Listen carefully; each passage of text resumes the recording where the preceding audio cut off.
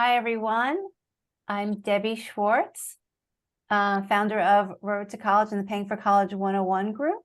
I am here tonight with Kat Delgrosso from College Ave Student Loans. I'll let Kat introduce herself, but I'll just officially tell you her title. She's the head of Mid-Atlantic Campus and Event Development. And Kat works at College Ave Student Loans, and College Ave has been is sponsoring tonight's event and has been a major partner with us for several years now. And you'll see their name a lot because they sponsor a lot of educational programs like tonight, where we're going to talk about the CSS profile. We're going to actually have another session in November, right, Kat? Which is talks about the financial aid process. Oops. And also, again, the FAFSA changes that are coming up. So I know that's definitely on people's minds tonight. And then in the spring and summer, we do a lot of sessions on student loans, federal student loans, private student loans, and how that whole process works. So thank you, Kat, for being here tonight. Thank you, College Ave, for all your sponsorship. It's really important, I think, for families to learn all of this information about how to pay for college. So, let me just, let me mute that person. Okay, if by chance you came in here and you're unmuted, can you please mute? And let me just actually do a little bit of housekeeping, and then Kat, I'd love for you to introduce yourself and we will get started. So this is a meeting as opposed to a webinar. So if you, just heard somebody, we prefer if you keep yourself muted because then we don't hear any background noise. But if you have a question that you feel like you want to ask, we're all good about, you can unmute yourself and you can share your question as opposed to putting it in chat. But you can also chat away, ask questions. I will be monitoring the chat, trying to answer some questions if I can, and if not, I'll be interrupting Kat, or we'll be stopping for a break for some questions. And this is recorded because it's really helpful, particularly this session, compared to a lot of other sessions, that you might want to come back and watch 1 or 2 times to see if you catch everything, because there's a lot of information that's going to be shared tonight. And Kat, if you don't mind introducing yourself, I am going to share this to Facebook as well, so people can watch it there. Okay, great. Thank you, Debbie. So my name is Kat. I work at College Ave Student Loans. I've been there about 5 years almost. But I've been in the field of financial aid related things for this is actually my 30th year. So I used to work in financial aid at the University of Rochester for a while, and I worked at Syracuse University as well, both in upstate New York.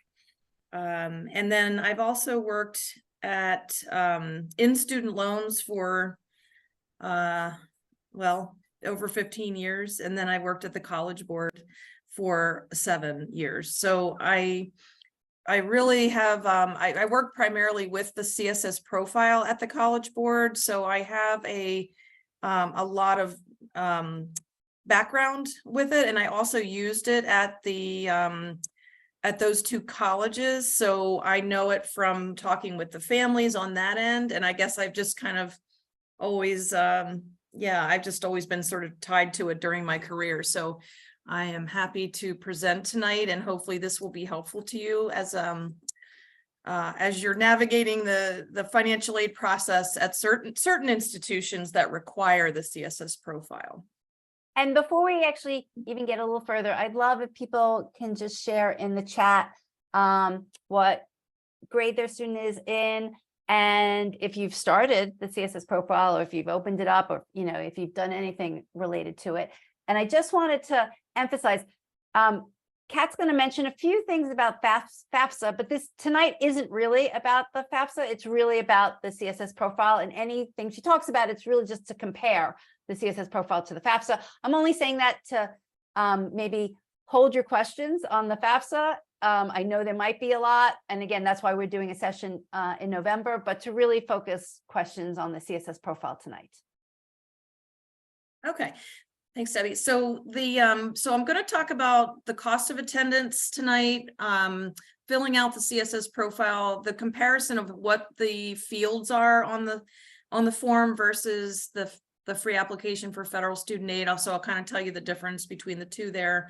And then I do want to cover some common mistakes that to avoid, like when you're filling it out, that do tend to trip people up sometimes when they're filing the application. So hopefully by the end here, you'll have a nice overview.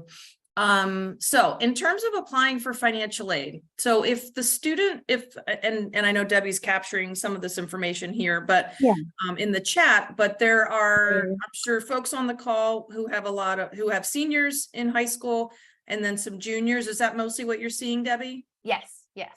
Okay, so this is obviously like right now, if the student is a senior, you're applying for financial aid now for the fall of 2024. So, you know, that the CSS profile is available now, the FAFSA is not. So I'll go through that.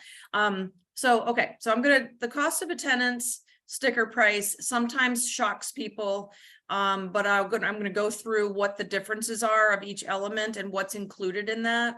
The types of financial aid applications, what's different, the calculated contributions between the two forms, what financial need is calculated, and how like a gap, a calculation of the gap, if you will, which really you can kind of consider the gap to be, okay, college costs X and my financial aid is Y, which means the amount I have to pay, or the gap, is Z. So X minus Y equals Z, essentially. So I'll show you an example of that. And we're going to talk a little bit about sort of telling your unique story. And if you have any kind of special circumstances, how would you go about doing that to make sure that the colleges and universities are aware if you have a special— Scott, do you want E and W? Oops, sorry. Go ahead, Kat. That's okay. So if you do have any special circumstances, that you are getting that information across appropriately. And the good news is the CSS profile actually lets you do that in a very convenient way. So I'll tell you how that works. Divorce separated families is a very big topic. So I wanted to make sure and go through how that works with this form, because it is different based on the FAFSA versus the CSS profile. Okay, so we're just going to go through all those things now. So calculating the cost of attendance. So these 5 major categories are used, really required by the Department of Education for colleges to use these categories to figure out, okay, what is the total sticker price that a family could incur by sending their student to your school. So this is really the Department of Education. It defines it this way because it's really it's a transparent way for you to know, like, oh, okay, yes, I forgot we're going to have to buy equipment for that particular major because, you know, it requires a little extra. You have to think about transportation and getting to and from school and that type of thing. So here are the 5 categories. The first one is one of the 2 largest, of course, and that's going to be tuition and fees. That money is actually billed directly from the school. And so when you receive a bill from the school, it's going to include tuition and fees all the time because they're billing that to you directly. The food and housing category is sometimes billed by the school directly on there, but it's not always billed directly to you. If the student is living off campus, or if they're living at home with you, and they're not actually living in an apartment or on campus, but they're living at home with you, they're obviously not going to be charged for their rent and their groceries, because the rent is charged by a landlord and the groceries are, you know, you go to the grocery store, you buy groceries. So when it's billed directly by the school, it basically means that they're in campus housing, and such as a dorm or an apartment owned by the college, and the food is really like a dining plan. So but the categories are included regardless of where you're choosing to live, because even though in the case of, you know, a dorm and a dining plan, the school's going to bill you directly for that. Even if you're living off campus or at home, you still need to account for the fact that the student needs to sleep and eat somewhere. So they are incorporating those into your total cost of attendance that you're seeing on their websites. The third category is personal expenses. So these are things like, you know, buying toothpaste and, you know, just the general things that you have to do to get to college. Maybe, you know, having, you know, your pillow and your sheets and all that good stuff. Those things are incorporated as well. Transportation is getting to and from college. And it depends on the type of average that the schools will use in their cost of attendance, but usually they will sometimes they'll include it based on the radius of where your zip code is from the college. I did work at one institution that did it that way. There was the other school that I worked at didn't do it that way. They kind of used an average for students depending upon, you know, they were kind of figuring, okay, well, you might need to travel to school. You have to get there in the fall, you have to get there in the spring, you have to get home, you know, so they're taking an average. They're not doing, they're not making it specific to you as a family, you know, where you're going home every month or something once a month. They're not doing it that specific. It's more of an overall average that's incorporated.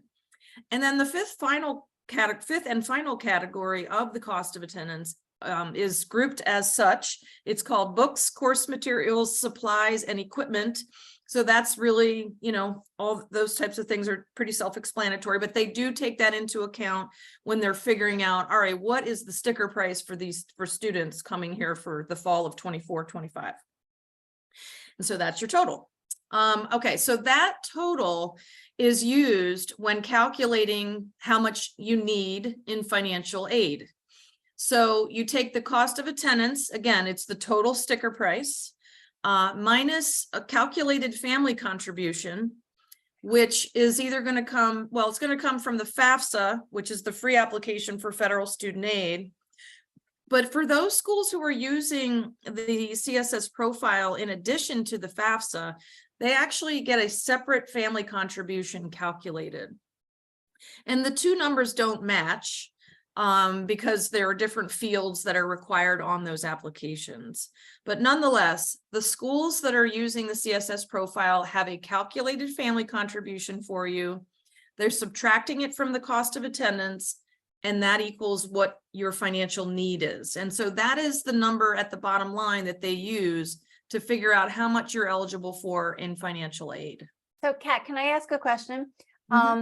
So you do see your calculated family contribution when you fill out the FAFSA. You know, you either, you know, you see it at the end of the process, or you'll get something in the email.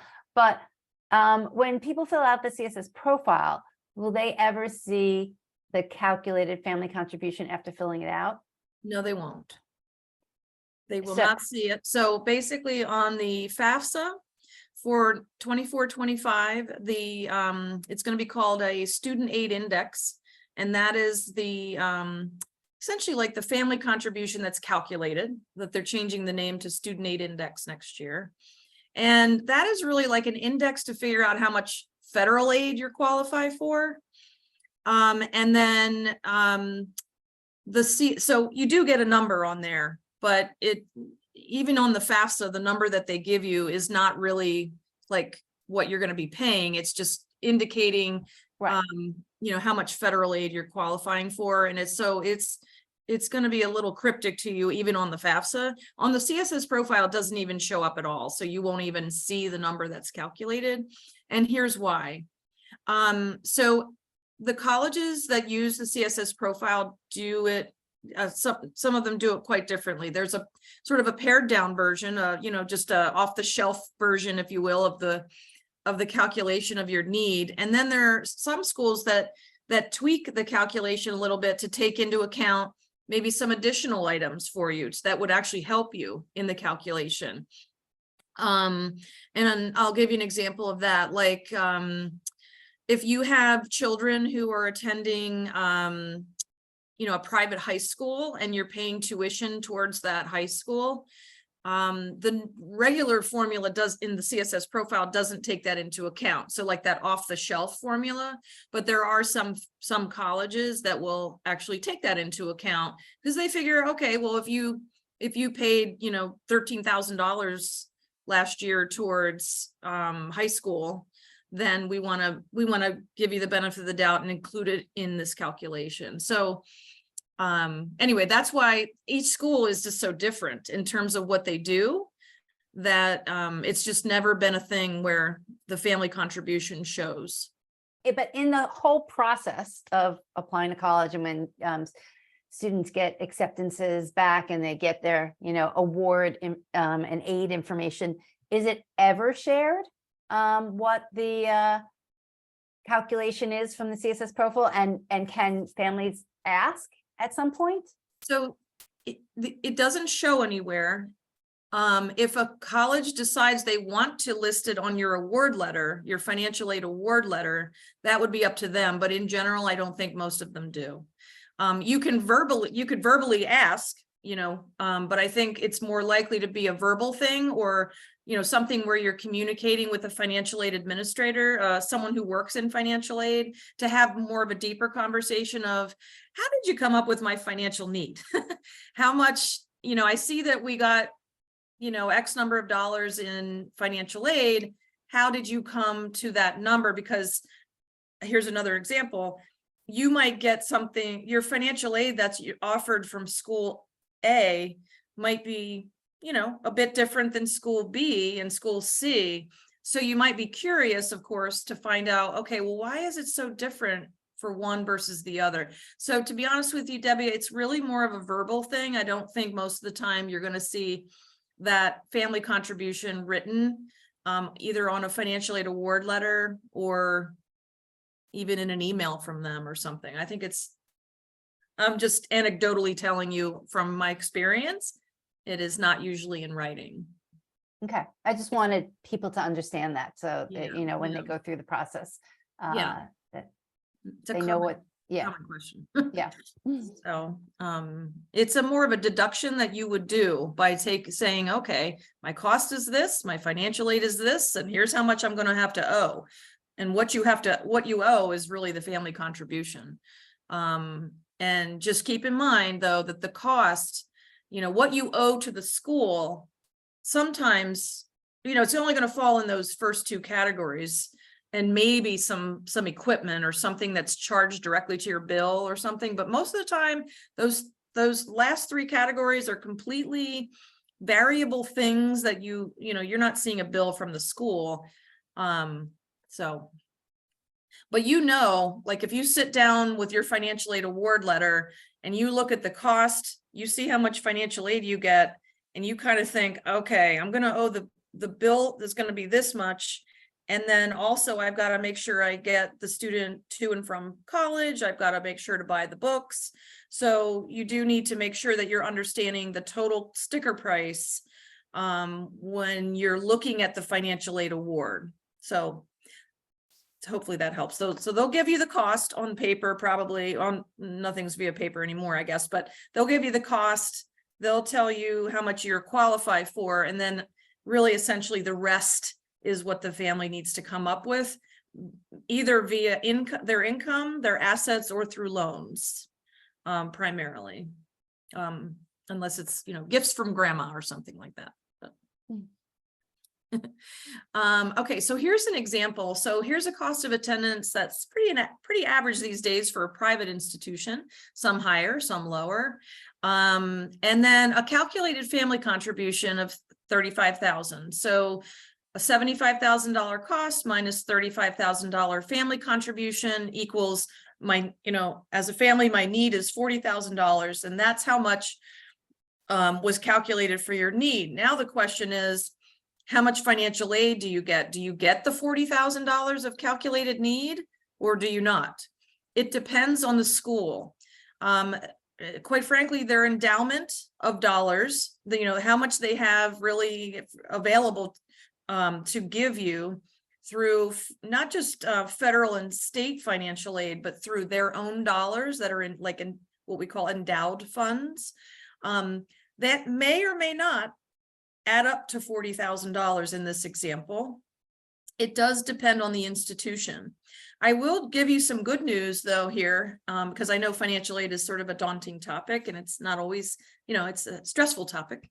The good news is that the CSS Profile the colleges that use it, which is really only about 300 schools in the country, but they're all they're good schools. They're mostly private institutions, but there are some state institutions like UNC Chapel Hill or University of Virginia, University of Michigan, Ann Arbor. These are really good flagship publics, and very selective institutions are using this form, and they have a lot of money to spend. So they're trying to use the CSS Profile to figure out how to equitably spend their funding so they get the right need-based financial aid to families. So again, the good news is these folks who need that extra form have a lot of money to give out. And that's why they're taking on this extra application, because they want to make sure they're doing it right. So they're not always able to provide the calculated needs. So here's an example. The cost of attendance again was $75,000. The actual financial aid that was offered in just an example is $25,000. So your actual gap is $50,000 in this example. So even though your need was calculated up top to be $40,000, you were only given $25,000. So, and that's just because, school A might not be able to, they just might not have as much institutional aid to give you. But there are some of those CSS Profile schools that meet 100% of need. So in some cases, if your need calculates to 40,000, you're going to get 40,000. So I do want you to be encouraged by that, because it does. I mean, the institutions I worked at met full need. So, and I know a lot of these CSS Profile schools do. So don't be discouraged by having to do an extra form. Okay, so you've got the free application for federal student aid. The website is studentaid.gov. Never pay to fill out the FAFSA. It means someone is scamming you for money in some way. So it is a free form. So do not use any other website except for that one there. It's basically required by every college in the country, anyone who offers federal aid. So if they don't require it, it means that they don't participate in the federal aid program, and it's very few schools that are like that. So sometimes you have to actually fill out the FAFSA for academic or merit-based scholarships, not everywhere. So just pay attention to the websites to know, like, okay, if I were you, I would try to get organized. Okay, the student is interested in these 5 colleges. And so, make a list of which ones need the FAFSA and which ones need the profile. And maybe they need something else in addition to that you have to fill out, but just get your ducks in a row and figure out like which application is needed at the institutions the student is interested in. But sometimes you're going to see that they need the FAFSA for merit-based awards even sometimes. And then at the end of the FAFSA application, you actually can most of the time link directly to your state grant application. So let's say you're from the state of Pennsylvania.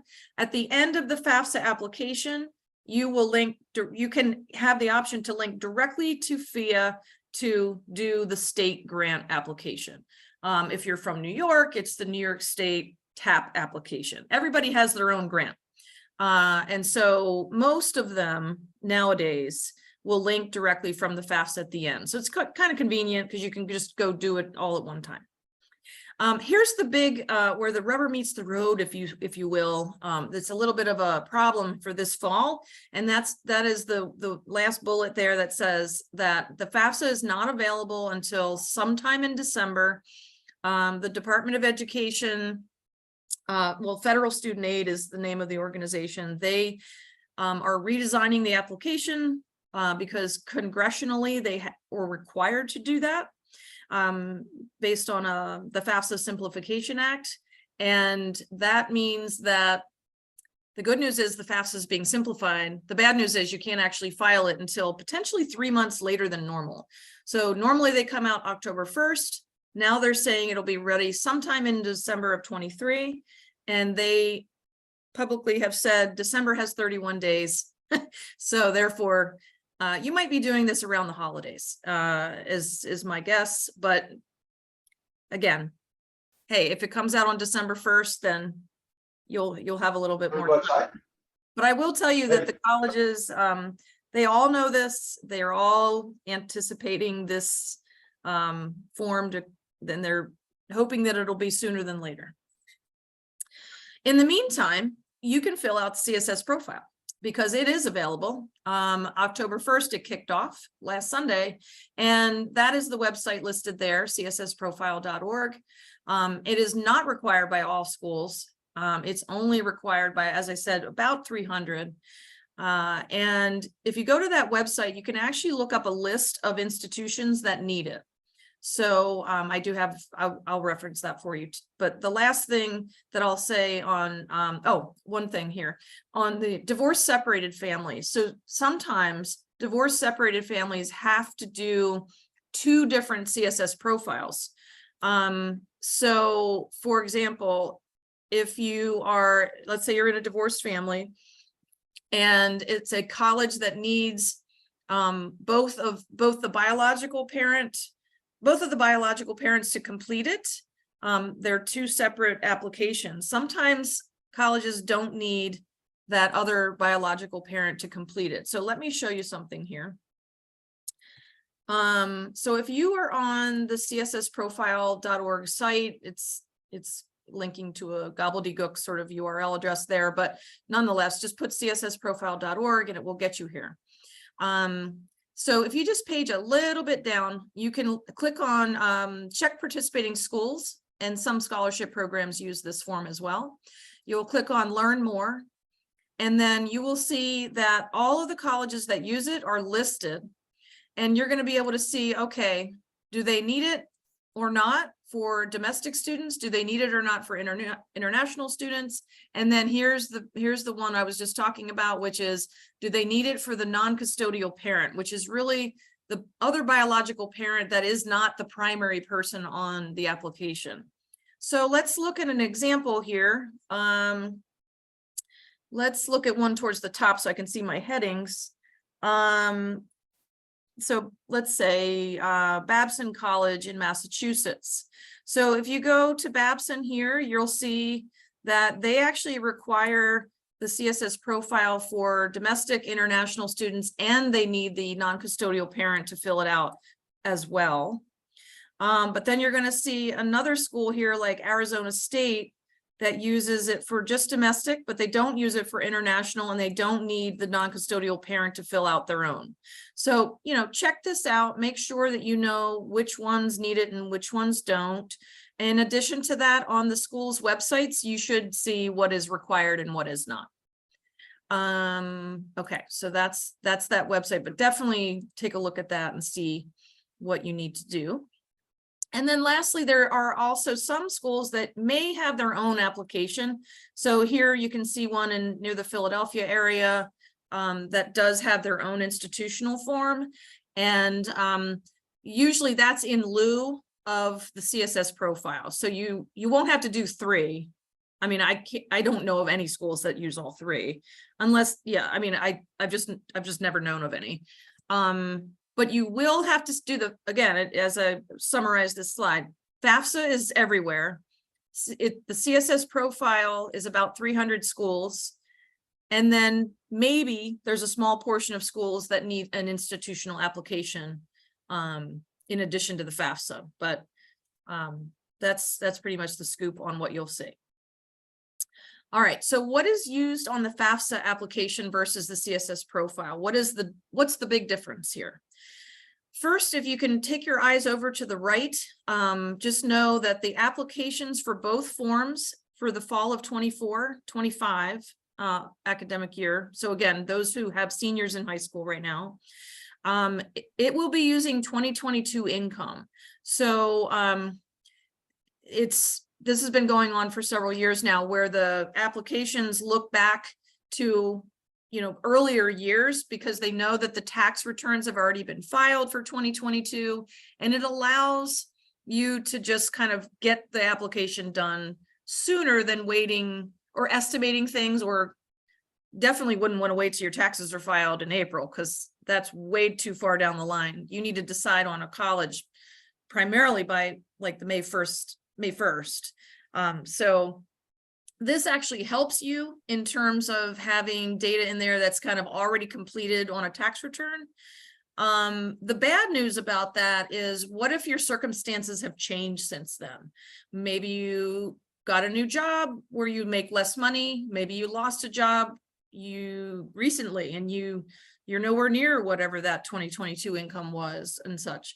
Those are the most common ones. If that's the case, then you are one of those people that I mentioned earlier that's going to have a unique story that you want to be able to tell to the financial aid office so that they will take into account your special circumstance. So more on that later. But anyway, 2022 income is being used. Okay, so on the right-hand side is the CSS profile. On the left is the FAFSA, but anything that has an asterisk on the left denotes a change for 24-25 in the formula. So so I'll try to be as succinct as I can here on this, because the FAFSA Simplification Act and the newly designed FAFSA also has a newly designed kind of everything underneath, and there are some things you're not going to like about the FAFSA. And the good news is it's simplified. The bad news is it's kind of counting some other things and not counting certain things. So there's a lot going on there. So if you can join our other webinar in November, you know, I'll be talking a little bit more in depth about it. The number of exemptions on the tax return is what's going to come into the FAFSA. You're basically going to be, it's called, you're going to be providing consent. It's the Department of Education is calling it consent. So when you're filing the FAFSA, you're basically consenting to have your data come in from the IRS. And when the data comes in from the IRS on the FAFSA, they are going to be using the number of exemptions on your tax return. So let me tell you an example here of why this could be problematic. So let's say, for example, you are in a divorced situation where your court order says that you get to claim somebody on your tax return, but the other biological parent gets to claim other children in the house. Well, when you're filling out these forms, the number of exemptions may not really reflect how many people are physically, you know, you're providing greater than half of their support for within a household. So it's a little bit confusing in the sense that you will want to take a look at when you file the FAFSA, they're going to supply you with what's going to be called a FAFSA submission summary. It's really just a whole soup to nuts thing of, here's all the stuff I filed.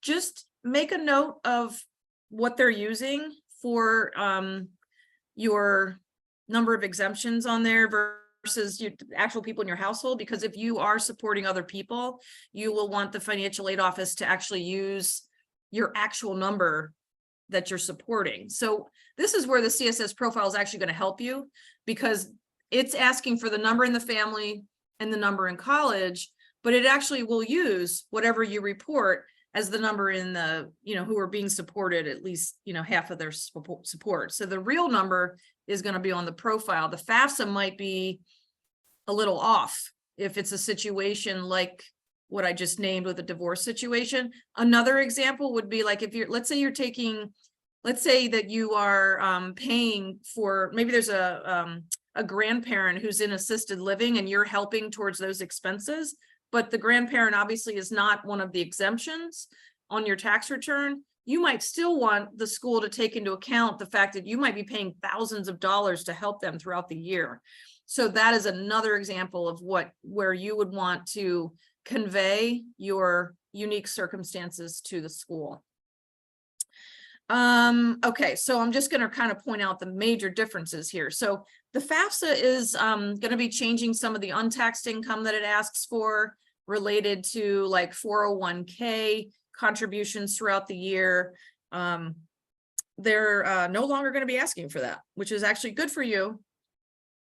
But the CSS profile is still going to ask for all untaxed income.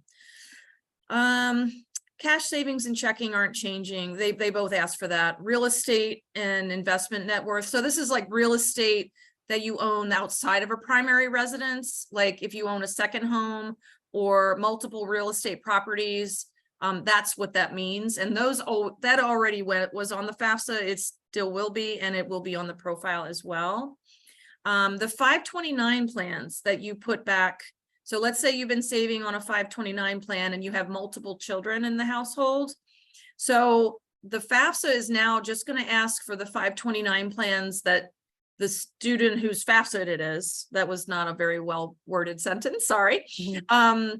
The one student who's on the FAFSA, it's just the 529 plan for that student. Before they used to ask for all of the 529 plans in the household. So now they're just going to ask on the FAFSA for the one for the student filing the FAFSA. But this, again, the CSS profile is still going to ask for all of the assets. So in that case, there's no change there on the profile. Actually, there's no change on anything on the profile side, because all those things are, that you see on the right were the same thing that they were last year, or really 23-24. It's really the FAFSA that's starting to get a little, moving around a little bit. Business net worth. So before you have to report business net worth on the CSS profile, regardless of the number of employees. So the FAFSA used to only make you put down your business net worth if you had over 100 employees, and now they're going to make you put it down regardless. So both applications will require you to list how much your business is worth. So that would be like if you own any buildings, or if you own any supplies or any equipment. If you were to sell your business today, what would the net worth be? And again, if you're a sole business owner, you have to put it down on both forms for 24-25. Home equity is now going to be on the FAFSA. It always was on the profile. So you're listing what's the value of your home if you were to sell it today. And then you also have to list how much debt you have against it, because the home equity equals the value minus the debt.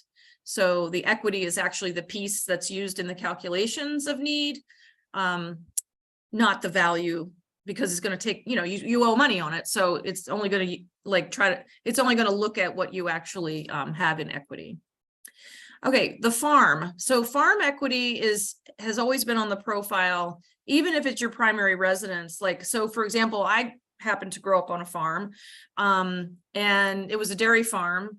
And so for us, I went to college a long time ago, but let's say I was filling out the profile today, we would have had to list our farm and the house we lived in, because that's our primary residence. But let's say we had another farm down the road that was like a soybean farm. We would have to list that as a separate farm. And the way that the FAFSA works is that they only made you put down the soybean farm. They didn't make you put down where you were living. In my example, a dairy farm. In this case, you will have to put it on both forms. So the FAFSA is aligning with the CSS profile for farm equity. And then lastly, the CSS profile does ask for how much retirement value you saved over time as a parent or parents in the asset section, but it is not in the calculation. So it is a field on the CSS profile. I don't believe it's a required field, and I filled out the profile for the purposes of this conversation tonight. It was not a required field. So you could leave it blank, but if the school really wanted to ask you about it, they could. Just so you're aware, it is not in the calculation. I've definitely, having worked with families over many years, certainly a lot of folks are concerned, like, well, why would I have to put down my retirement value? You know, that's for retirement. And I totally understand that. And so, but it is a means for some colleges and universities to take a look at it to kind of assess, you know, where the savings has gone. If you hadn't saved for college, but you save for retirement, then, you know, it comes into some conversations, but not all. So I don't want you to think that every college will take a look at that, because they will not. So it just depends. And then lastly is a big one, the special circumstances. So as I've mentioned, there's a couple of examples I gave here today about like helping a grandparent who's living in an assisted living facility or something, or maybe you have medical expenses that were reimbursed. You didn't get money back from your FSA or your HSA towards those. You can put those types of things in your special circumstances section, and you will actually have 2,000 characters of text that you can write. And of course, you're always welcome to send in a letter to the financial aid office as well, but they do give you this on the CSS profile, and they do not give you that space on the FAFSA. So if you're applying to a school that's only requiring the FAFSA, you're going to want to tell your story, but you're going to have to write a letter send an email or whatnot, or review what their process is for appealing. And it's the wording of that, I just use the word appeal. The wording of appeal is sort of synonymous with conveying your special circumstances. You're essentially appealing the financial aid award you were given. So it's the same, it means the same thing. So, okay, Debbie, I'm just going to stop and see if you have any questions that I need to answer. Oh, there are lots, but I'll just pick a few. There always are. There always are. I'll just pick a few because I know when you're going to go into the screenshots, you'll answer some of these. But here's just a few basic ones that are, I mean, you can probably answer quickly. People are at, what if my child doesn't know all the schools that they want to apply to yet? Should I be filling out the CSS profile now? And can I, how will I add new schools if they add new schools to what they apply, where they're going to be applying to? Okay. So if you, assuming these questions are coming from people who are not applying early decision, you're applying with regular decision timing. Well, actually, you know what? Why don't you talk a little bit about deadlines? Okay, so there are different ways to apply for admission at colleges. Some colleges have what's called an early decision process. That basically means, hey, I only want to go to Syracuse University, and I've always wanted to go there. My parents went there. I really want to go. You apply there, you get in, voila, you get your financial aid award, and you accept your admission, and you're good to go. And that all can happen like in the space of, between November and January. By January, you've already locked into where you're going. That can happen, and that's an early decision type of arrangement. That's really when you have narrowed down to one college. The second example is early action. And early action is also, thus the word, an early process, but you can apply to multiple institutions via early action. And then when they convey to you what you're eligible for, you can pick, but you don't have to be locked into one. And their timing could differ. So you're going to want to look at the college's websites to see that, okay, what's the deadline for these things that I'm naming? And what's the timing of when I'll start to hear back? Right. And I guess what I wanted to point out, that deadlines for applications are one thing, and they're deadlines for financial aid forms, which are usually a slightly different date. And so I want to make people aware that, particularly if they're applying early, whether it's early decision or early action, that those deadlines are usually 2 weeks or so after the application deadline. So they're coming up. Yes, like usually November 1st or November 15th are the early decision or early action deadlines. For the applications, for the admissions applications, and sometimes the financial aid applications. So you're going to want to, if you're thinking about it, you should get on it now, because it's already October 11th. Right. And your deadline might be like right around the corner.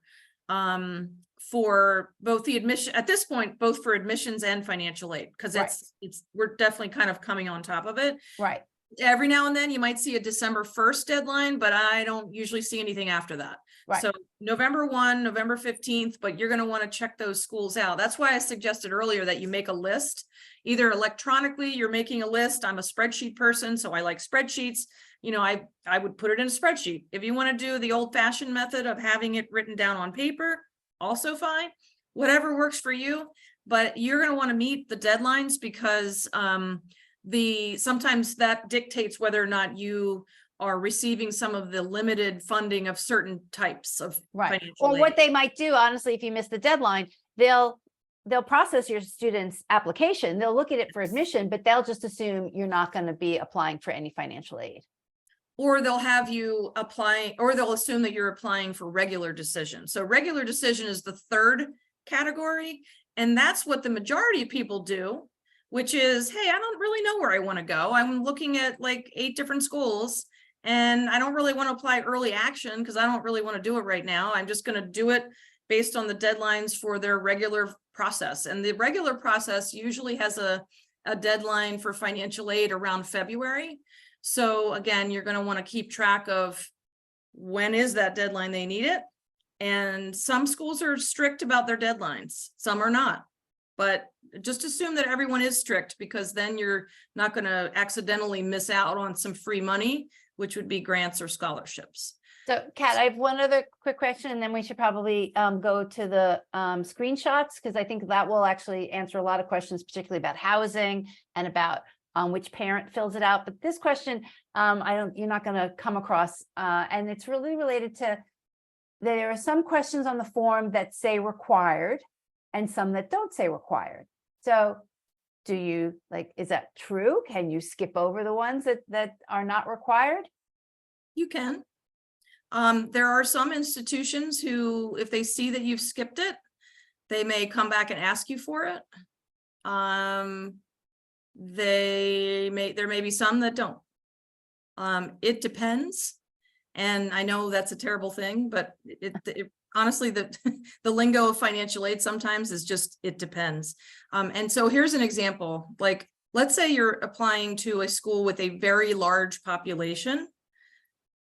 Honestly, I don't know if they're going to be paying attention to every single tiny thing in there. They don't have time to go back and ask everybody for something that you omitted, unless, for example, let's say, for example, you skipped over the retirement value question, and then you get your financial aid down the road, and then you decide, oh, that financial aid is not enough. And then you appeal for more financial aid. The school at that point is going to say, well, we see that you didn't list these couple of items. Can you just tell us those, can you just clarify those for us? Because they're probably not, they're going to be a little bit more stingy on working through an appeal if you omitted quite a bit of information throughout that was not a required field. And again, I'm just speaking anecdotally, but I have a lot of experience with this form and the schools that use it. So I would say, err on the side of caution, put down what you should put down. You have to do the required fields, of course, but if you omit, like, let's say you have 4 pieces of property, other real estate, and actually the form won't let you go on for that one, because if you listed that you have 4 properties, it requires you to fill in the fields on the next page about all the properties. So you're kind of stuck there. But anyway, I know the answer is a little squishy, but sometimes the school is not going to come back to you and ask for clarification, and sometimes they will, especially if you're appealing for more aid later, in another month or 2 or something. Okay, so let's get to the, there was one thing I didn't answer, and that is, what if you need to add more schools? That's fine. You could just log back into your application, and you can add more schools. You can list You can list as many schools as you want on the CSS profile. I think it's like, it's an inordinate number of schools. I mean, it's like more than you would ever consider. I want to say 100. It's a lot. I don't know. It's a lot. But on the FAFSA, you can only list 20. So, you know, just keep that in mind. That's a change for next year. It used to be only able to list 10. Now you can list 20 on the FAFSA. But so on the CSS profile over here, you're going to have a dashboard. So you can see here where I've done like a dummy one. You'll have a dashboard here. You can see I put like University of Rochester. But if I hit continue my application, well, actually, once this is submitted, you can go back in and then add some more schools. Or right now, because I'm in progress, I can actually go in and add Syracuse University if I want to, because again, I haven't submitted this form yet. So that's how you add them in. Okay. Okay, so let's see here. So this is the profile page, which I already showed you. It's and you're going to want to, you know, click on the right year. Don't click 23, 24 because they'll make you do it over again. Just saying. So make sure you get the 24, 25 year. And then there is a short video. It's like 3 minutes and change. Just below like this main heading here. It's like, just scroll down just a teensy bit and you're going to see that there's a complete the CSS profile video. And I think it's short and sweet, and it will give you a nice little brief overview of the things that you should be prepared to before you fill it out. So it doesn't take a lot of time. So I think it was pretty good and helpful. Okay, so you're going to need the parent information and the student information regarding income and assets. And then you're also going to need to, so this is not pulling from the IRS because we don't have, honestly, there is no, the FAFSA is a federal form. So it's taken many years, but there is a relationship that they now have that they can do with the IRS. The CSS profile is administered by the College Board. So there is no tie to the IRS. So they can't pull in that stuff for you. So you do have to enter it into the application. So it's going to be your income that's taxable from your tax returns from 2022, but also any untaxed income that you have, let's say from your W-2 forms, or there are some untaxed fields on your tax return, like untaxed income, untaxed interest income, IRA contributions, some other things. So you have to sort of gather all that, get it ready before you sit down to file it. That's what I would recommend. And the assets are things like cash savings, investments, your businesses, your real estate, your home, 529s, retirement. And there's been a lot of questions about how you do the value of your house, and I know you're going to get to that. Okay. Well, I could say it right. I'll say it right now. Yeah. Why not? So the value of your house, you could go on Zillow.com and try to figure out what the value of your home is. I mean, I think, you know, it depends on whether that's entirely accurate. You know your area best, like in terms of where you live. So if your home value, you know, I'll give you an example. Like a couple of years ago, or no, not even, like what, a year ago, when the home, you know, sales were going through the roof, no pun intended. Mm-hmm. You know, the values of homes were going way up because it was just a seller's market. So it's not that as like it was. So you're going to kind of have to think, the interest rates are higher now. So if you were to sell your house today, like did somebody in your neighborhood sell their home in the last year and it's similar to your, like, you have to sort of make an estimate. You do not have to go get it appraised or anything like that. This is really just a best guess judgment of what it would be worth today if you were to put it on the market. Zillow.com can help you, you know, with your assessment a little bit, but it may not be 100% accurate, of course. So any other home questions there, Debbie? I'll scroll through, but I think that was a good, you know, help for answered a lot of the questions. Oh, and also you do have to list on the application what year you bought it, how much you bought it for, what it's worth today, and what's the debt against it. I do not know if the FAFSA is going to ask you for all of those fields or just home equity, I don't know yet, but the CSS profile I can tell you, and I have a screenshot of it, is going to be the year you purchased it, how much you bought it for, what it's worth today, and what's the debt against it, those 4 fields. Numbering the family and number in college, of course, but those you'll know off the top of your head, of course. And I guess, okay, so there's another question. By providing the home, like what are the colleges doing with the value, with knowing the value of your home equity? So they do use it as part of your asset, your available, I shouldn't say your available assets. You know, I used to have a lot of families who said, well, you know, do you want me to sell my home to pay for college? And the answer was no. But when comparing financial need for one family versus, let's say, a family with a home versus a family that rents, you are at more of an advantage having home equity that is acquiring more value over time versus someone who is basically renting and gets nothing back in the end from having an asset.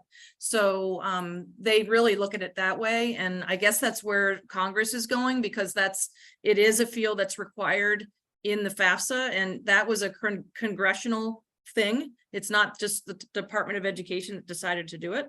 It's coming from Congress. So I haven't seen that question yet for the new FAFSA, but apparently that it is aligning in some manner here in terms of like your financial strength and ability to pay for college, I guess. Okay. And yeah, so I'm kind of just the messenger on this one. Right. Okay, so if you need, so again, what you will need to know before you fill out the FAFSA. So if your parents are remarried, the step-parent data is required. So that is going to have to go on the FAFSA and the CSS profile. If you're divorced or separated, like I said before, you may have to put that other biological parent or adoptive parent may have to do a separate CSS profile. So again, I'm showing you the screenshot of what I already showed you live, which is take a look at the colleges and see if they even need you to do it for that, or, you know, for that additional parent. And then there were some questions about, well, what if they do require it and they can't get that non-custodial parent to fill it out? Okay, so if you can't get, if the other biological parent is not able or not willing, or maybe you don't have contact with them, there are lots of different circumstances, and I used to process these at Syracuse, so I'm very familiar with this topic. What I would recommend is if you're on the CSSprofile.org page, so again, back to this one, you're going to go down here just a hair where it says completing the CSS profile for the non-custodial parent. And there is a waiver request form on here. What if I do not have contact with my non-custodial parent right here? And then what you're going to do is you can fill out this waiver request form. And even if you forget what I said tonight on this topic, you can always ask the financial aid offices, you know, what it does, you know, because they might have a separate form, but a lot of them are probably accepting this form these days. And there's instructions, and then there's like the form itself, but you can see here where they're asking, they want you to tell them why they should waive it.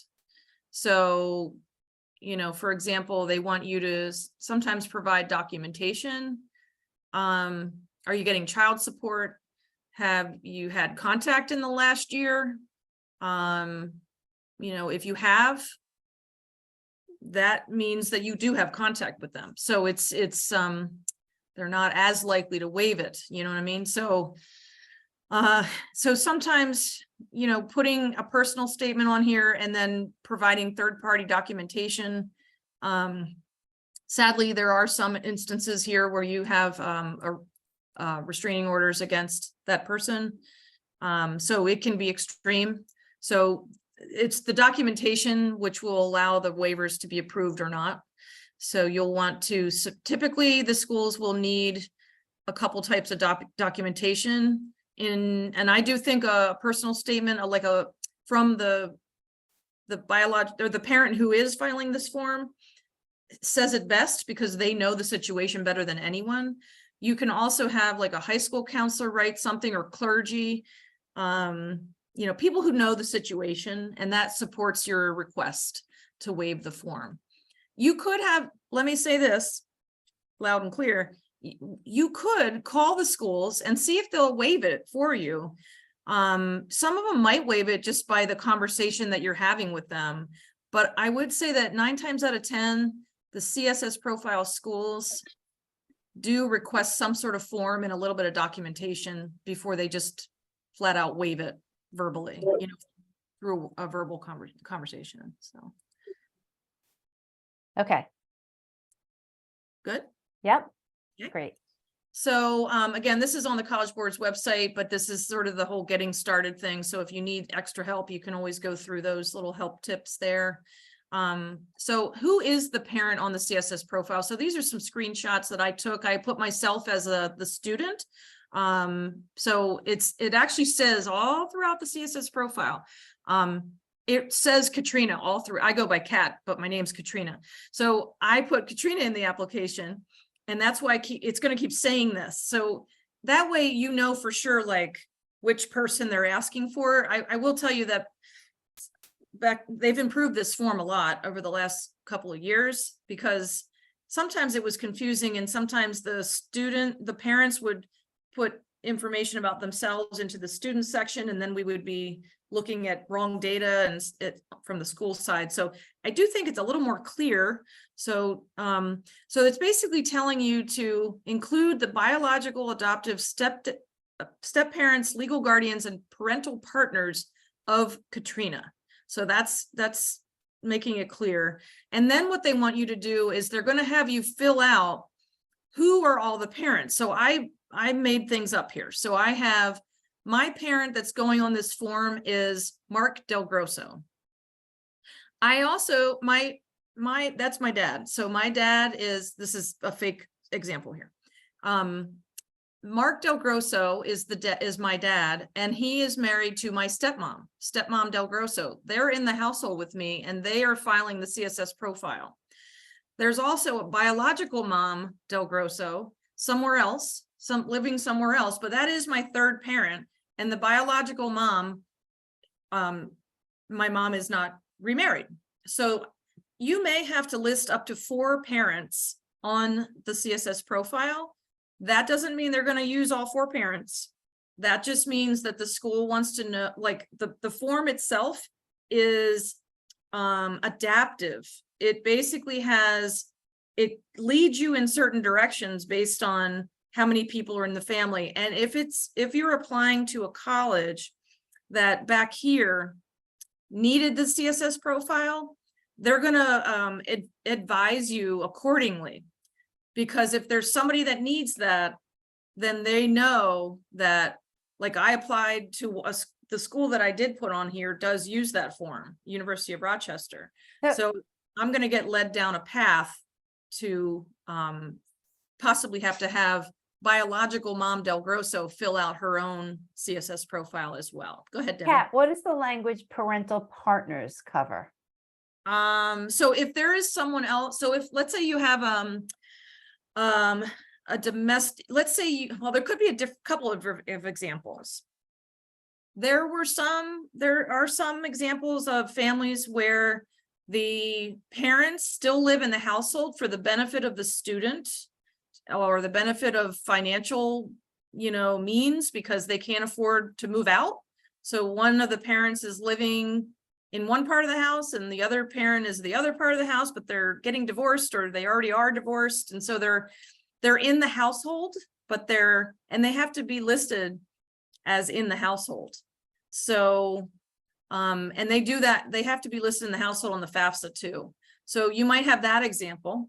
So that happened a lot. But somebody asked, what about if they're living with a boyfriend? But it's not the biological parent.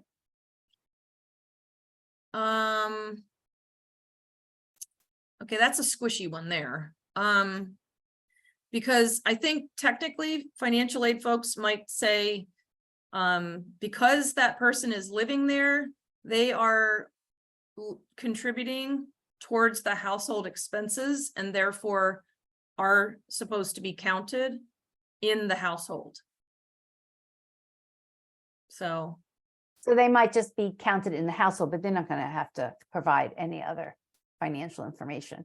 I don't know. I think I would have to refer to the instructions on that. And I could, Okay. I could go back to, so here's what I would recommend. So like on the application itself, like if I'm on my dashboard here. Can you see that, Debbie? Yes. Okay. The application checklist. So here's all the little sections. I got some sections filled out and this and that. But under parent, relationships, let me go back to that. So if I want to, so it's saying add a parent, and technically in that case, that is not a parent. Right. Father, mother, stepfather, stepmother, legal guardian, other. There's an other. I wouldn't put that person down initially. I mean, I don't think so. Yeah, I didn't think so, but then I saw that language and it threw me a little bit. Yeah, I just because the language in here does not really imply that. Okay. So. Okay. Let's move on. That was just like a minor question. Okay, so other application fields of interest. So the CSS profile asks for private high school information. So if this is not a required field, but if you did pay tuition for the high schoolers, like I mentioned earlier, please do include it here because some colleges will use it in the calculation and you'll be eligible for more aid because of it. So if you did have those costs, not every college uses that as, like an upfront thing in the calculations, but some of them do. So don't forget that. Also, for this box, I just wanted to show you and remind you that it is 2022 income. It's essentially prior year is what they call it, but it seems old to us, but it is the most complete tax year that exists. So that is what goes on the form. So that's why I wanted to show you that box. And then the retirement question. So this is, remember, Mark was my dad in my example. So my current value of Mark's tax deferred and after-tax retirement pension, et cetera, et cetera. So this is the one where it's asking for like the current value. And then I also blew up the yellow box here for you. So you could see what should I include, because those are the help boxes that let you open up to, like a question mark. You would click on it and you'd hover over it and you'd see what's there. This is, matching up with the last box. So report the total account, regardless of whether the contributions were from this parent or made by their employer. For defined benefit plans, report the net worth from the most recent account statement. So again, here's another point that's worth knowing. Your income is coming in from 2022, but your assets are as of the date you're filing the form. So again, income from 2022, assets are current. And what about, if I fill it out now, my student's applying early action, and then they add, and so I'm using all my information as of, today, and then, in the middle of December, they add another school. So now it's 2 months ahead. Do I have to go back and change my assets if they've changed? You can't change your assets actually. Okay. On the form. Good question. You can add the school in, but the assets you can't. So it's of the day. So it's the day that you fill out the form, not necessarily the day that you might add a school to send the form to. Yes, that's correct. Okay. Good question. Okay, so here's another field of interest. So the form asks about, remember, biological mom was like my non-custodial parent that I don't live with, or that person is not providing greater than half of my support. So it's asking the question, what is that person going to contribute towards my school next year? you know, for this example, I put 0, and then down below I put, I don't know where she is, but in this case, you might have, you might say, hey, I know that person's, I see that person, I have a relationship with my other parent, and I know that he or she or they are going to provide, you know, $3,000 towards school next year. And so I put that in there. And then you have to answer the question of, is there a written agreement about it? Yes or no. And then any other info that's pertinent for you would be good to put there as well. So, and then housing. So the house question. So this is the house question. This is about Katrina's parents' home. The home purchase year. So this is just to show you what I was telling you before. The year you bought it, the home purchase price, the current value, which again, there is a yellow box there, which means there's some help. And then the total amount that you owe on the home. So if I toggle back over to my application and I look at the residence. Oh, that's my country. Sorry, that's where I live. Sorry, 1 second. Assets. Ooh, what did I do wrong here? Continue application. Oh, they're not letting me continue without completing. Oh dear. Okay, hold on 1 second. Remove. I got to remove that parent I was trying to toss in there. Okay, let me go to my dashboard again. Oh, it keeps saying my section's incomplete. I think I'm sorry. I was trying to be helpful to get us to that section. And I know I'm clicking fast because these are things I've already filled in.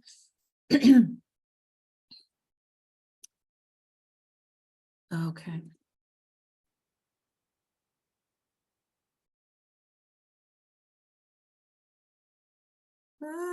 Debbie, I was trying to be helpful to show the home question, but it's taking too long. Okay. Suffice it to say, anything that you see with these yellow boxes is going to give you help. So if you want to look up the answer to the question earlier of what the College Board is advising for market value, click on that down arrow there, and then they'll provide a little bit more maybe than what I said. And then the parent asset details, you know, current amount of cash, savings, checking, and deposit accounts. And then there's going to be investment value on the next screen.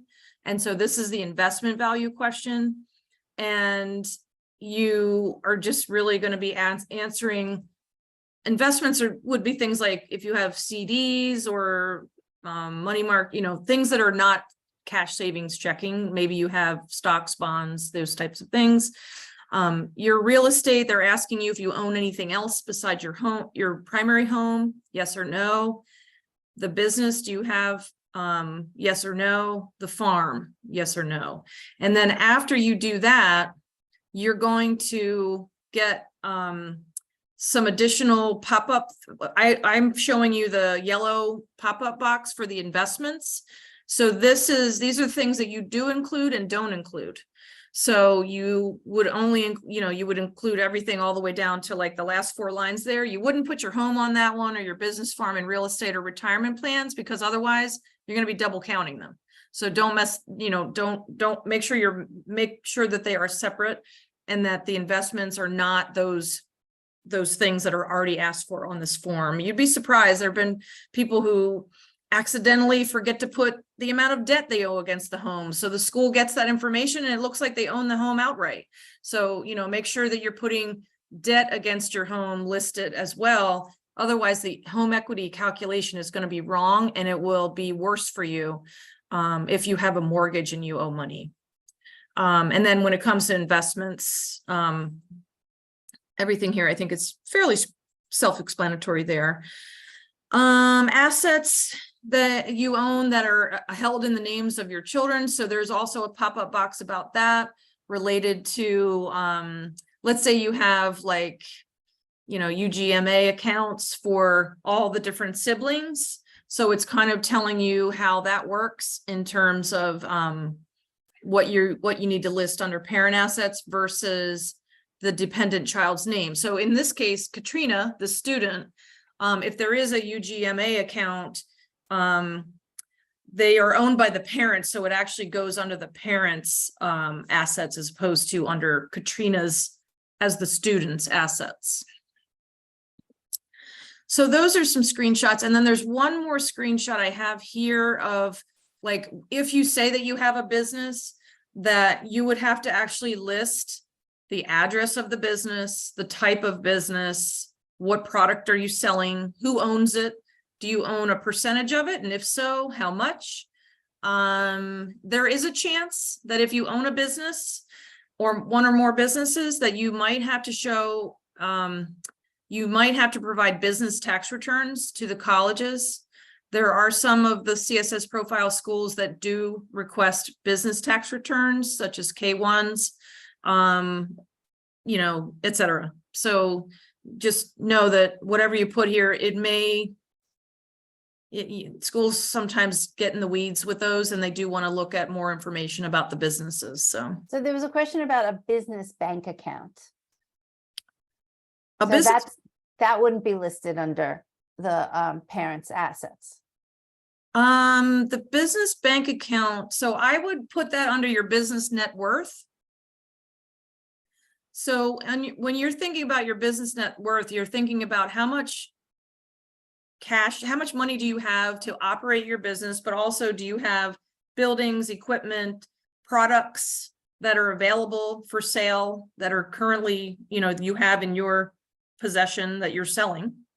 And then whatever debt you owe against it would be the other thing that you're listing. So, yeah, so if it's a business account, it would go under the assets of the business, not in the other spot back here, related to your cash savings checking on the right there. That's what I would do, because it's really a business asset, because you're using it towards your expenses related to your business. So if it is a separate account, I would probably put it under, I mean, you certainly can read the instructions for further details, but my gut feeling is that it goes under the business net worth, which would be kind of, this is part of that business net worth question here. Sorry for the formatting of this. I was trying to get you the. That's okay, the full view. Yeah. What about for the home value? If somebody has a HELOC balance? Yeah, you should include that as part of your debt. On the home, so they should subtract that from the equity. Okay. Well, so the value equals what it is. Your debt equals your mortgage plus a home equity loan. Got it. Mm-hmm. And I missed, I don't know if you went through this page because I was answering questions. Did you show the one about the how much the question about how much the parent will contribute? I did. Okay. And what was your response? Did they should just be honest about how much they'll be able to contribute? Yes. In some cases, I don't think it's a required question, as I recall, but it is possible, regardless of what you put there, the school's going to calculate whatever they want anyway. And when I say they're going to calculate whatever they want, I mean, if they, well, it could vary. If they require that extra CSS profile to be filled out, they will do the same calculation. It's done electronically by the College Board, but it's the same calculation as it's what's happening for the custodial family. It's just happening over here on a separate form. And that parent has their own login to the CSS Profile website and everything. So the school might use exactly what's calculated from that other form, or they might use a portion of it, or they might just eyeball it and say, okay, well, you know, we think they could contribute $5,000 or something. It could be arbitrary. So it just depends. You could ask the schools how they come up with it. That's a fair question to ask. So somebody's asking for separated parents. How do you answer the question of how much will the other biological parent contribute if you truly don't know, you don't have any agreement with the other parent? I would leave it blank. Okay. Okay, let's keep going and I'll try and squeeze in a few more questions. Yeah, so some of this I've covered here on that other biological Yep. parents household. So let me just double check my work here. I've already said everything. So how does that work with a calculation of need and financial aid? Okay, so sort of tying to what I just said a minute ago, the calculation of need is, so I'm gonna back up to this front end this right here. So this is how the need is calculated for whoever's going on the CSS profile. You know, if it's one biological parent and the student and some siblings, okay, that's what's calculated here. If there is a separation, that divorce or separated situation, it is possible that the school will take, so in this example where you got like $25,000 worth of financial aid, they might take a non-custodial contribution and subtract that. Well, actually, let me go up here. They might subtract that. You needed 40,000 on your regular CSS profile with just one parent. But now that we've seen the other CSS profile and we see that that parent can contribute, let's say $5,000, your calculated need would go down by $5,000 to 35,000. So sometimes, you know, the schools are really, in some cases, they really are sort of decreasing what you can get, because they know that there's another parent that is, you know, the other biological parent should be contributing towards the education is the assumption. But in some cases, they don't contribute, they won't contribute. They, you know, there are many different examples of why those of you who are on this call who are thinking about this in your own situation should be thinking about, wow, I don't even know that person. You know, there are so many examples I could give you from my past. And you on the phone, you know what your situation is, if it is pertaining to you. If you think that it warrants requesting a waiver of that other form, then please, you know, go through that process of submitting a waiver request. But just know that, you know, you do have to kind of provide some documentation and maybe some letters of support towards it. So it does decrease it. Yeah, it does decrease your need. So quick question. What about credit card debt? Is that listed anywhere or just, you know, yeah, other types of debt? So that is something that is not in the calculation in terms of helping you out. You know, you're welcome to put that in that special circumstances section I mentioned, which would be, ironically, this is my special circumstances slide, which was the next slide. So you have the ability to, so look over to the right on this screen. This is sort of the checkbox that you'll see when you're starting that section of the CSS profile. And you can click these boxes because it might be very cut and dried. It might be like change in employment is the #1 thing why people appeal for more aid. Because if you've lost a job, maybe you got another job, but you're not getting paid as much. Maybe you haven't found another job yet. Those sorts of things are the most common. And then you can see there's a variety of other things here, but there's a big other at the bottom that just says, you know, there's something that you don't have listed here that I'm doing. And that would be an example of one of those things, like credit card debt. You know, maybe you took on credit card debt because you had, I don't know, like a hurricane or something, you know, where you had the insurance wasn't paying you fully. So you ended up having to, or they were taking forever to pay you back to do things. And so you had to use credit card debt to try to afford to keep your lights on and expenses like that. There are things that credit card debt might be, you know, used by a college to consider appealing for, but general credit card debt is not really a part of the calculation anywhere, whether it's the FAFSA or the CSS profile, but there could be circumstances that the school will look at. So you want to fill this part in, and then you get the 2,000 characters to write your story, whatever else you want to say. After this page, you'll be able to fill out the rest. So that's that screenshot on the right there. It starts with that, and then you get the 2,000 characters of space to be able to write your information. And so on the left here really are just bullet examples of, you know, things that you would run into, which is really the check boxes you see on the right. And then if it's a school that only requires the FAFSA, you will have to write a letter because they don't have these check boxes in that form, and they're not planning to for 24-25. And even though I put on here consumer debt is not typically considered, you know, I did just come up with an example of maybe, because if you can document that you had an extreme circumstance that required, you know, taking on consumer debt, like my hurricane example type of thing, then by all means, feel free to tell your story on that. And so that is the end of the slides, but I'm here for additional questions. How about, can you discuss this? It is a change on FAFSA, and what do you think is going to happen on the CSS profile, or how schools use it? It's the question about number of students in school at the same time. Okay, so the CSS, for those of you who don't know, the CSS profile and the FAFSA currently ask for the number in college, and it actually breaks down what your family contribution at the end, because it takes into account that you're paying for multiple people to go to college at the same time. What's happening in 24-25 is that while the FAFSA will ask the question of how many people are in college, you will see the question there.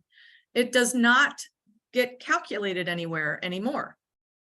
So before, it used to, like, it's as simple as this, like the contribution would get calculated, and it would really, if there's 2 in college, it would kind of divide the contribution at the end by half. So it would say, okay, well, then you can contribute half to this child and half towards this child. So it broke it down in half at the end. It's not going to do that next year. So you can still appeal that with the schools, but just know that they're going to be inundated with appeals this year because of the new FAFSA. So there's just going to be I think there might be quite a rush of workload on them this spring to get through some of these requests, because I mean, honestly, if it were me and I had 2 in college, and now I know that the FAFSA is not taking that into account, I would definitely want them to consider it in some way. I do have good news for you though, and that is that the CSS profile still uses it in the calculation. And it is likely that, just knowing a lot of those CSS profile schools like I do really well, I think your profile, the CSS profile, is going to give you a more favorable contribution. Which is a little bit of a switch. FAFSA. Yes. So you're actually better off if you're applying to these profile schools, because they might actually react. Well, because now, I mean, I know it's a pain, and I know there was a few comments here about people saying I'm sick to my stomach having to listen to all this information that we have to provide. But the flip side is, if they have all this information, they might be able to make different decisions versus the information that they're provided just on the FAFSA. Sure, and actually, I have actually heard from certain colleges that use this form, the profile, that they are going to continue using the multiple in college, and it might affect your eligibility for federal aid, because there might not be room. Like, I don't know how to describe this. It's kind of like if you think about like a bucket of water, it only holds so much, or a bucket of anything. It's only going to hold up to the top of the bucket.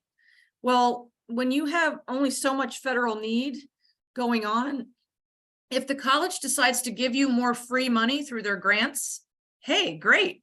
They might have to give you less in work study, or they might have to give you, like an unsubsidized loan that's not need-based instead of a subsidized loan that is need-based. But hey, if you get more grants out of it, then you're better off anyway.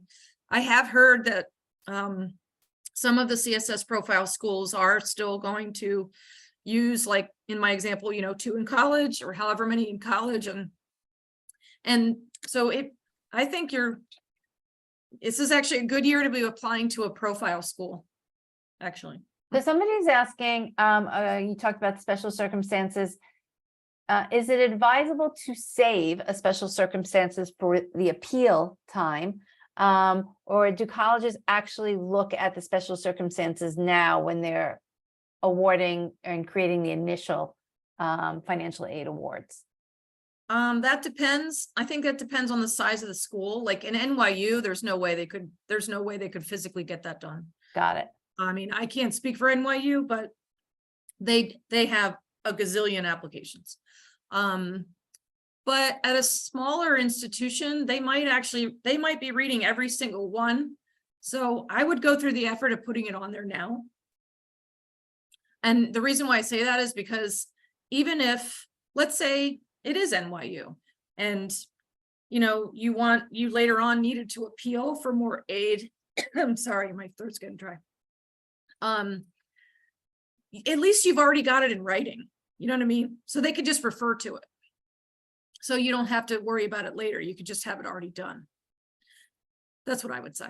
So, Kat, some people are asking about like proof and documents. You didn't really touch on IDOC. No, I didn't. Excuse me. So back here, where we looked at the list of schools that need the profile. Let me blow this up just a little bit here.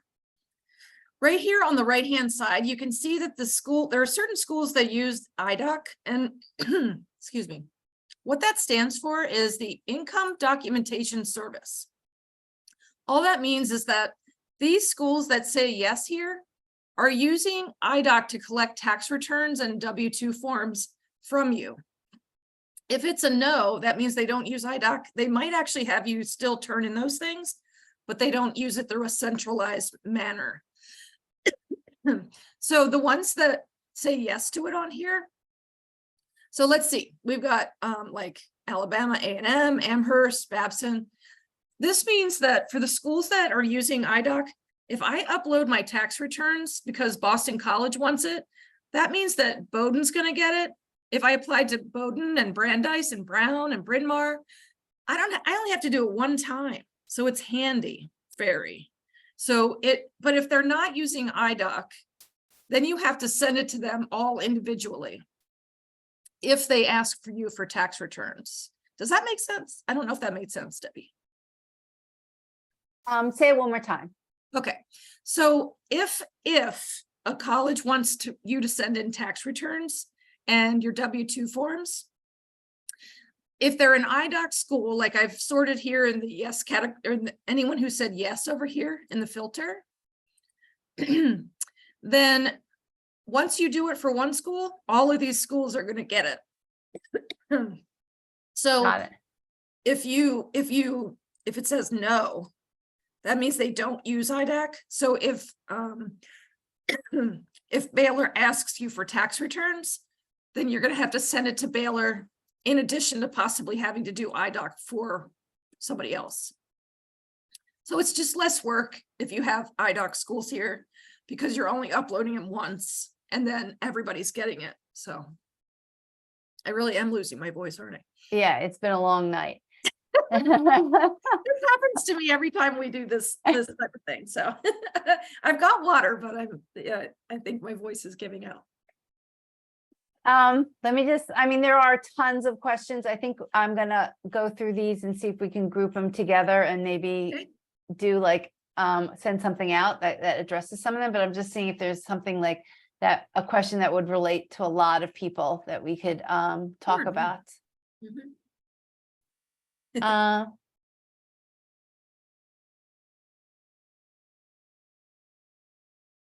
Oh, this is another, well, this is minor, but you didn't talk about if there's a cost to submitting a CSS profile. Oh, I didn't, did I? No. I'm sorry. There is a cost. It's $25 for one school and $16 for each additional school. So that's $41 if you want to apply to 2 colleges. And then subsequently after that, it's 16 and 16 and 16. The good news though is they really expanded their waivers last year. So some people don't have to pay the fee. If your income is $100,000 or less, you don't have to pay the fee. So hopefully that takes care of a lot of families. And then if you have income higher than $100,000, it's $25 for one school and $16 for each additional school. So how about this is our last question. There's, it is October 11th. We are coming up on early decision deadlines, whether it's or early decision, early action. And FAFSA is clearly not going to be available. And we don't even, we don't even have a date for December. Well, so what have you been hearing from colleges that they're going to do in terms of, and particularly the colleges that are taking the CSS, that ask for the CSS profile? What are they using, or are they going to be providing financial aid or award decisions when they send back, in the middle of December, the actual admissions decisions? Yeah, so if it's a CSS profile school, it's great because they're going to send you an award on time. So if it's a FAFSA school and they don't take the CSS profile, you're probably going to see a delay in getting your award, like January, February, March, almost towards April. So if it's a profile school, they'll be able to package your financial aid based on the profile only. Yeah. And it's what it used to be anyway, back in the day. So it's not 100%, but a large number of early decision schools where maybe people are most concerned do ask for the CSS profile. So they will. But, if they don't require the profile on the list, I would contact them and find out what are they doing, because they might have to push back giving you financial aid awards until January. That's what I mean, unfortunately, because if they don't have any other way to get your information, they can't give you an aid award. So, right. Yeah. But I would check their websites because they likely have some kind of advice on there without you having to call or email or do an online chat. But if it's not on their website, I would try to reach out to financial aid financial aid, not necessarily admissions. Admissions would probably know too, though. They're going to be aware of what's happening in the financial aid office too. But again, CSS profile schools, I think they're going to award you financial aid right on time, and then they'll get your FAFSA later. But if it's a school that only requires the FAFSA, check and see what they're going to do about early decision, because the ones I've talked to are not going to package any financial aid awards until January at the start. Yeah, I mean, and this is only a 1-year problem, by the way. Yes. So this is just this year because they had to do all this redesign because of what Congress dictated to them. So that's why.